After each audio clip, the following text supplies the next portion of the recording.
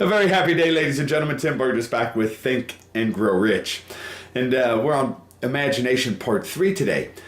Part 1, we talked about the two different types of imagination, synthetic imagination as well as creative imagination. In Part 2, we differentiated those two.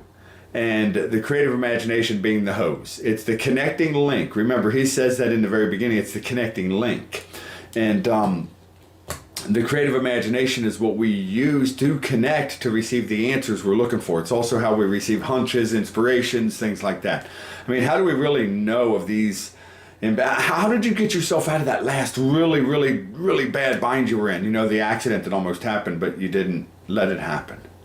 Wait a minute, you didn't let it happen. So what? That guardian angel came. That's what it was. The guardian angel came, right? Right.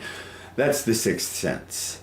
That is basically what we're talking about, because it showed you, or it warned you of some impending danger before the danger actually, damaged you. So, and it can also inform you of opportunities before the opportunity is gone or lost or something like that. So if we use these two types of imagination, become familiar with them, remember, these mental muscles only become alert through use. They don't become alert just because we know about them. They become alert through use, and that's how we strengthen anything, through use, right? But now I'd like to talk about two of the stories that are in this chapter. And there's stories about how somebody used their imagination and did things that are wow. And you'll know exactly what we're talking about, even if you're not familiar with this book, even if you're not familiar with this chapter, even if you're not familiar with this, you'll know exactly what we're talking about. And the first one's called the Enchanted Kettle. And he says, 50 years ago, this old country doctor drove into town, hitched his horse up on the hitching post, slipped into a drugstore by the back door, and he began, having a conversation with the young drug clerk. Now, his mission was destined to yield great wealth to many people. It was destined to bring to the South the most far-flung benefit it had ever seen. For more than an hour behind this particular counter, these two are back there conversing and talking, conversing, talking. And then this doctor goes out to his buggy and he picks up this old kettle and a paddle. And he comes back inside and he puts the kettle and the paddle in the back of the store, and he takes out this piece of paper. And he's talking to the young drug clerk again, and he hands him this little piece of paper. And the drug clerk handed him $500. Now, back in these days, $500 was a lot of money. It's not like it is today, 2022. Back then, a lot of money. And this young drug clerk was really risking his entire life savings on this wooden paddle, this old kettle, and this piece of paper. Excuse me. And the old doctor was glad to get rid of it because this would pay off all of his obligations, give him freedom and clarity in his mind, so he thought, because he would have, more money. Now, what the clerk really purchased was nothing more than an idea. And the old kettle and the wooden paddle and the secret message on the slip of paper, according to Napoleon, were incidental. He says the strange performance of that kettle began to take place after the new owner mixed with the secret instructions an ingredient which that doctor knew nothing about. He says, read this story carefully. Give your imagination a test. See if you can discover what it was that the young man added to the secret message, which caused the kettle to overflow with gold. A kettle, a paddle, and a slip of paper caused it to overflow with gold. He says, let us take a look at the vast fortunes of gold this idea has produced. It has paid and still pays huge fortunes to men and women all over the world who distribute the contents of the kettle to millions of people. I'll tell you today that this particular product is now available in every free country in the world. Every free country in the world has this product. Every one of them. He says that the old kettle is now one of the world's largest consumers of sugar, providing jobs of permanent nature to thousands and thousands and thousands of people, and at this point it's probably millions of them. He says the Old Kettle consumes annually, now remember this was written in 1937, millions of glass bottles, providing jobs to huge numbers of glass workers. Well, fast forward that, we have glass bottles still, but now it's the 2-liter bottles and the cans and the packaging. The Old Kettle gives employment to an army of clerks, stenographers, copywriters, advertising experts throughout the nation, not only this nation, the United States, but now the free nations of the world. It has brought fame and fortune, Napoleon says, to scores of artists who have created magnificent pictures describing the content. Those are the advertising people, right? The Old Kettle has converted a small southern city into the business capital of the South, where it still is to this day. Where it now benefits directly or indirectly every business and practically every resident of the city, absolutely.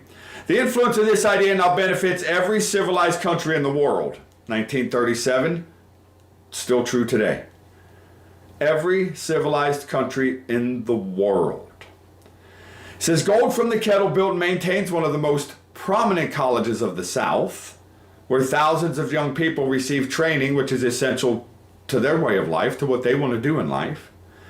He says the Old Kettle has done other marvelous things. All through the World Depression, when factories, banks, and business houses were folding up and going out of business, they were hiring, taking on new employees.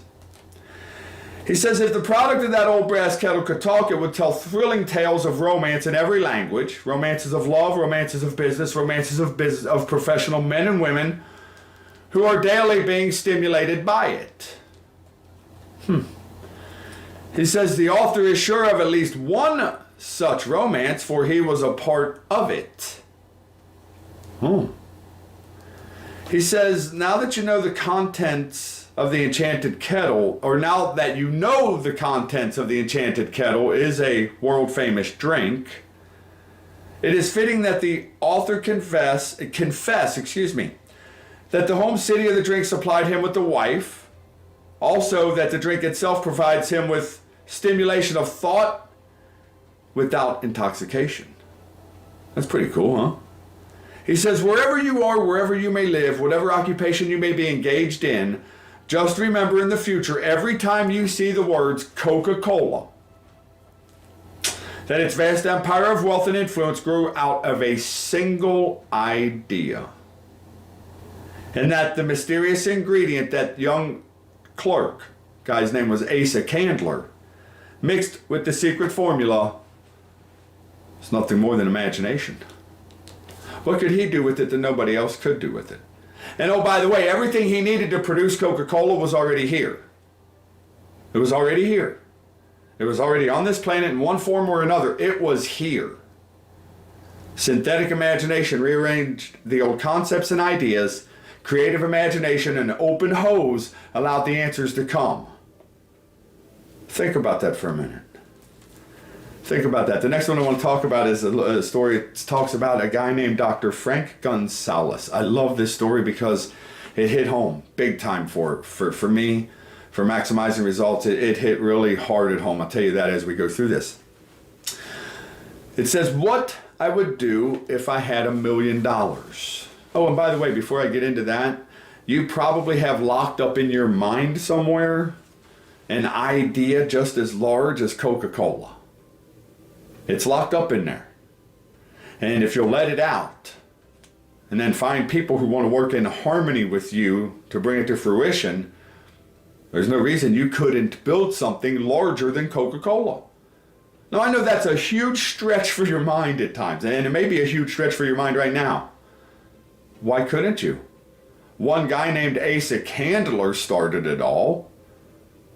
What idea do you have? Just curious.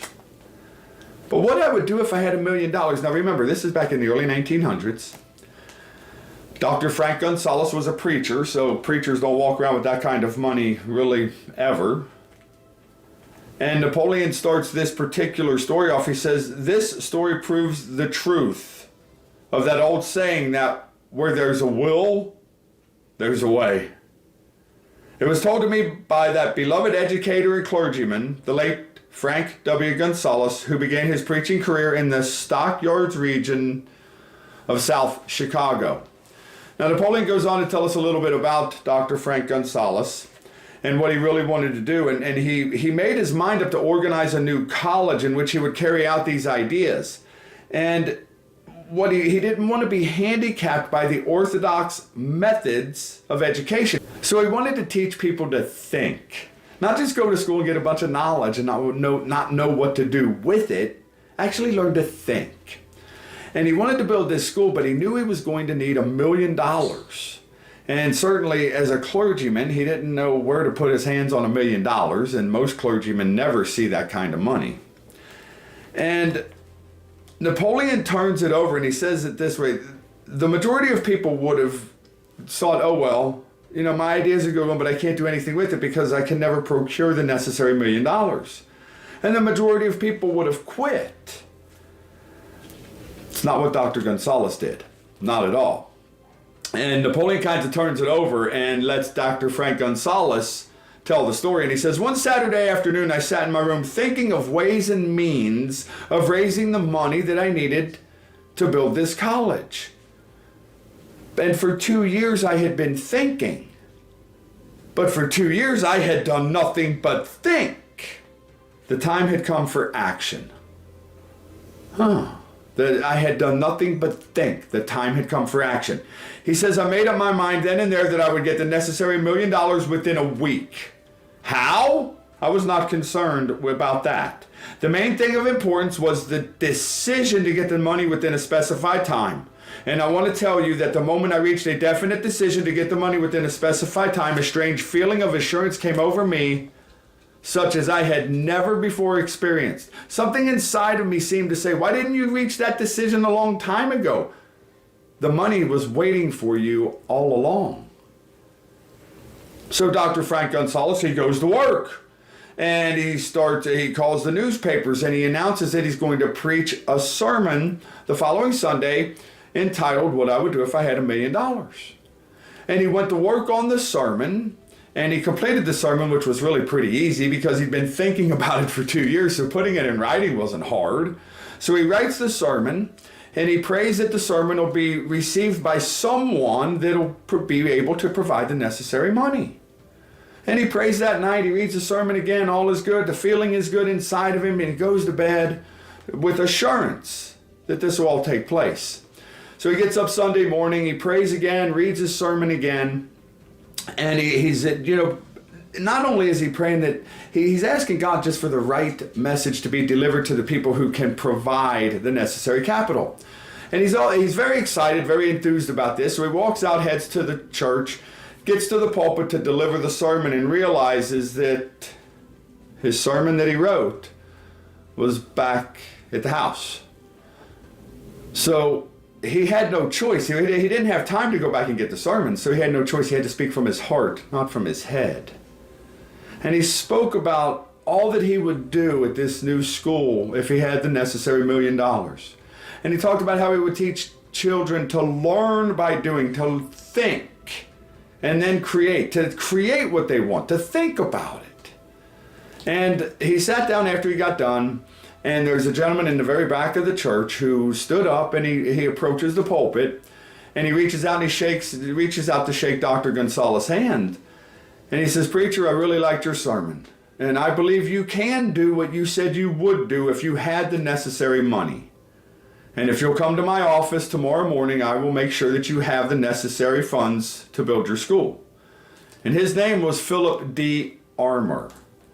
And originally it was the Armour Institute of Technology.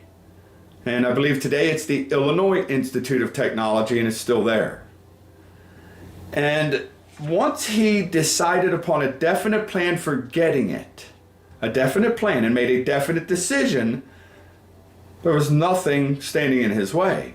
Napoleon says there was nothing new or unique about young Gunsaulus vaguely thinking about $1 million and weakly hoping for it. Others before him and many since his time have had similar thoughts. But there was something very unique and different about the decision he reached on that memorable Saturday when he put vagueness into the background and definitely said, I will get that money within a week. Napoleon says God seems to throw himself on the side of the man or woman who knows exactly what they want if they are determined to get just that. So as you go through those two stories, and pull your book out, go to the chapter on imagination and read those two stories. As you go through those two stories, give your own imagination a little exercise. And that story about Dr. Gunsaulus means so much because I came back from a seminar. And I was reading that, a seminar that we attended. And I came back from that seminar and I was reading that. And I thought, my goodness, for 10 years I had been thinking about doing a seminar wrapped around this book. But for 10 years I'd done nothing but think. And the time had come for action. So we put it together. And we did have that seminar. And we had it in Cincinnati, Ohio. It was a fantastic event, fantastic weekend. It was 2.5 days. And I did exactly what Napoleon Hill says here. Take action. Take intelligent action with the knowledge that you have, because otherwise it's just knowledge. Remember, knowledge is useless without intelligent action. So read those two stories and see what you can create in your own mind. See what ideas are hiding in there, because they're there. It's just a matter of you getting them out. As always, I want to thank Joe. Everybody say thank you to Joe. Without Joe, we wouldn't be here. Truly his inspiration and all that he does and what he shares with me and how this material has helped him reach a mega $1 million net worth status, starting with absolutely nothing. So I want to thank Joe and say thank you to Joe. He'll feel the energy, don't worry. And as always, we wish for this day to be the very best day you have ever experienced in this game we call life. Remember, yesterday doesn't matter, tomorrow isn't here, but today matters, right now matters. So decide that this will be the very best day you have ever experienced in this game we call life. Tonight, when you put your head on a pillow, please do so with a mind full of peace. Remember, calmness of mind is one of the beautiful jewels of wisdom. And may God bless each and every one of you. Have a fabulous day.